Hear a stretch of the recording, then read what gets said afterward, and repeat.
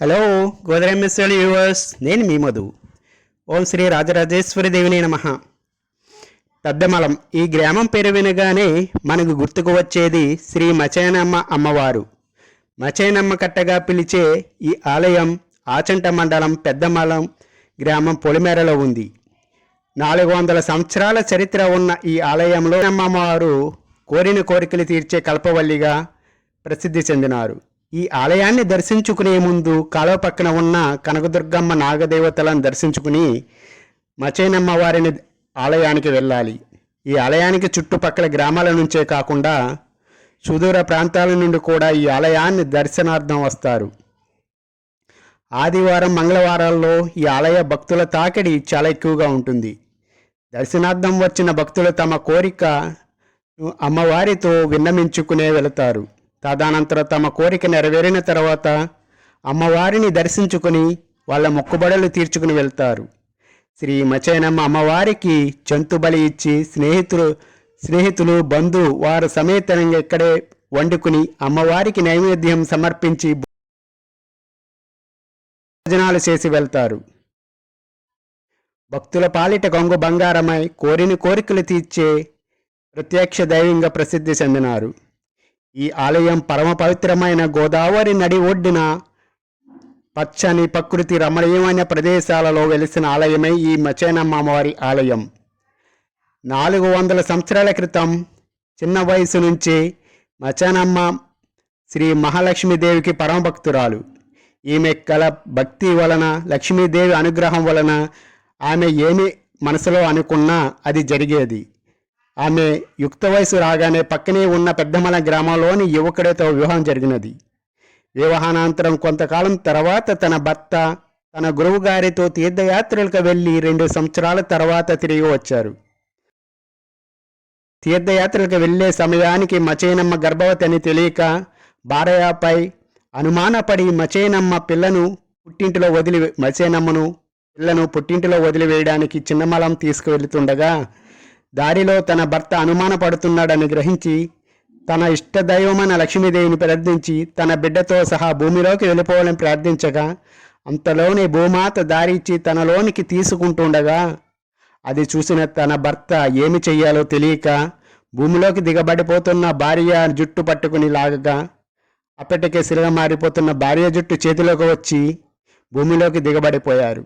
అది చూసి ఏమి చెయ్యాలో తెలియక ఆ చేతిలో ఉన్న జుట్టును విసిరేసి అక్కడి నుండి వెళ్ళిపోయాడు. అలా విసిరిన జుట్టే ముక్కలుగా మొలిచి పేరులేని చెట్టుగా అక్కడ ప్రసిద్ధి చెందింది. ఈ చెట్టుకు పువ్వులు కాయలు వచ్చినా అవి ఏవి కూడా మొలకెత్తి విత్తనాలుగా పనికిరావు. ఈ మొక్కలు జుట్టు ఏ విధంగా కుదురుల నుండి వస్తుందో అదే విధంగా వేళ్ళ ద్వారానే కొత్త మొక్కలు వస్తాయి. అలా భూమిలో దిగబడిపోయిన కొంతకాలానికి గ్రామంలోని వాళ్లకు కలలో కనిపించి నేను మచేనమ్మగా గోదావరి ఒడ్డున వెలిసానని చెప్పగా అక్కడికి వచ్చిన భక్తులు ప్రజలు చూసి తవ్వి ఆ విగ్రహాలను బయటకు తీసి ఊరిలో ప్రతిష్ఠ చేద్దామని భావించి ఎంత తవ్వినా తవ్వే కొద్ది విగ్రహాలు భూమి లోపలికి వెళ్ళిపోయి తల్లి కూతురు తలలు మాత్రమే పైకి కనిపించేవి.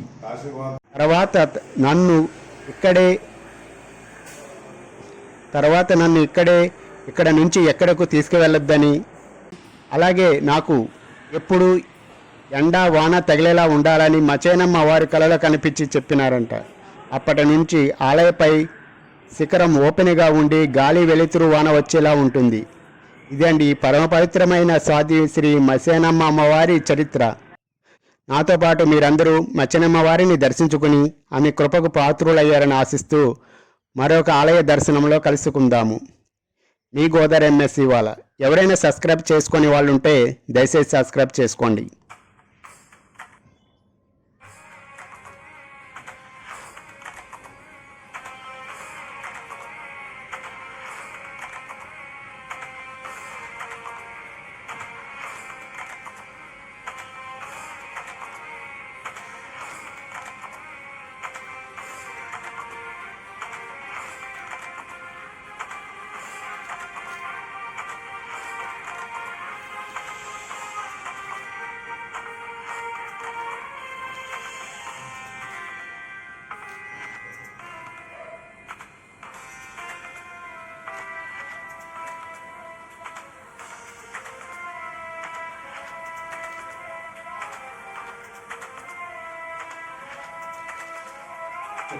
లక్ష్మీ గణపతి నమః. ఓం.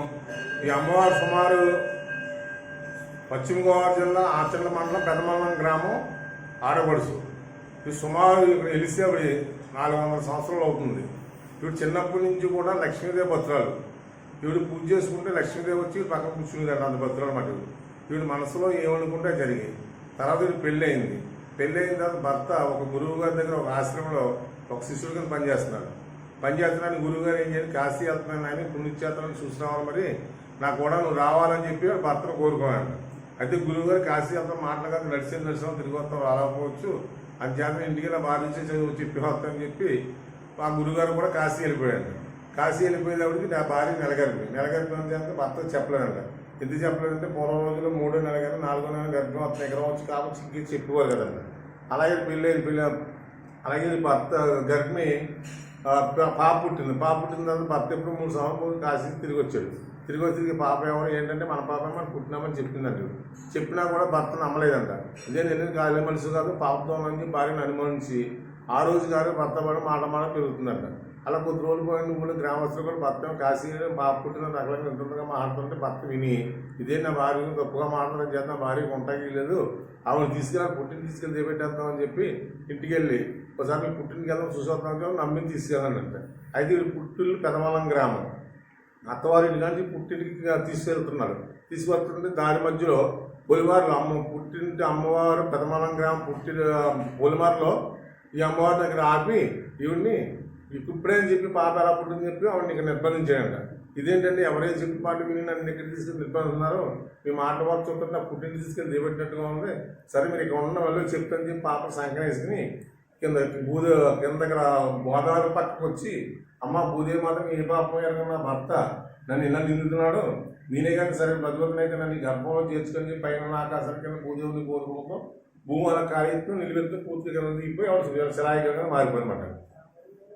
మారిపోతుంది మారిపోతుంది భర్త ఏంటి ఇల్లు భార్య ఇంకా రావట్లేదు, ఆవిడ ఇల్లు చోట చూసి వస్తామని చెప్పిస్తాడు. కాబట్టి ఆవిడ శిలాయిగ్రహం మారిపోతుంది. గవర్నమెంట్ జుట్టుపట్టు లాగుతుంటే ఆ జుట్టు వెండిగిలాగా చేతికి వచ్చినాయి కానీ భూమి పైన శిలావిగ్రహంగా మారిపోయింది.